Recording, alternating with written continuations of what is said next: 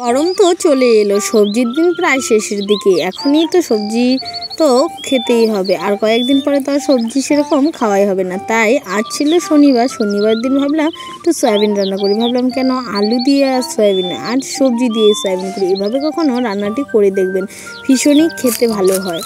দেখুন, প্রথমে আমি নিয়েছি এখানে সিম আর বেগুন আর কিছু সয়াবিন আগে থেকে জলে ভিজিয়ে রেখেছিলাম। কড়াতে দিয়ে দিলাম সরিষার তেল, রান্নাটি সরিষার তেলে করবেন। তারপর দিয়ে দিলাম গোটা শুকনো লঙ্কা, তেজপাতা আর পাঁচফোড়ন দিয়ে সয়াবিনটা দিয়ে দিলাম।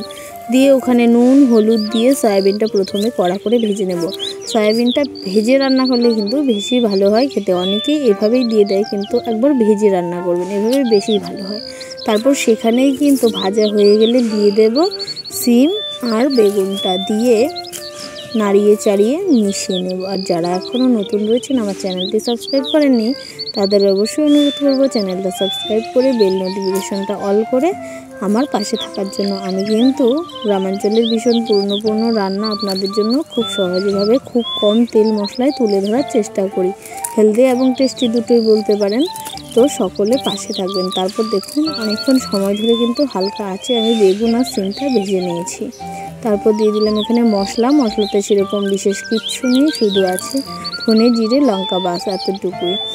এখানে আদাও ব্যবহার করিনি, কারণ সবজি দিয়ে রান্না করছি বলে আদাটা অ্যাভয়েড করাই ভালো। তারপর কিছুক্ষণ সময় ধরে কিন্তু কষিয়ে নিচ্ছি, যতক্ষণ না মশলার কাঁচা গন্ধ চলে যায়।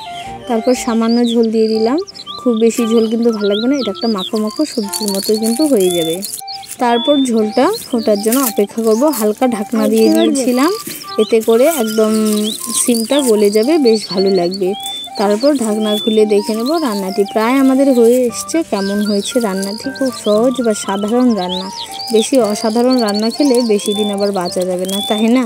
দেখতে লোভনীয় হয় ঠিকই, কিন্তু ওসব খাওয়া তো আর সবসময় খাওয়া যায় না। আর সবশেষে দিয়ে দিলাম কিছু ধনেপাতা, বেশ ভালো হয় ফ্লেভারটা। তারপর মিশিয়ে নিলাম আর নামিয়ে নিলাম। আজকের জন্য এই পর্যন্তই। রান্নাটি কেমন হয়েছে জানাতে ভুলবেন না। আশা করছি ভালো লাগবে, লাইক করতে ভুলবেন না।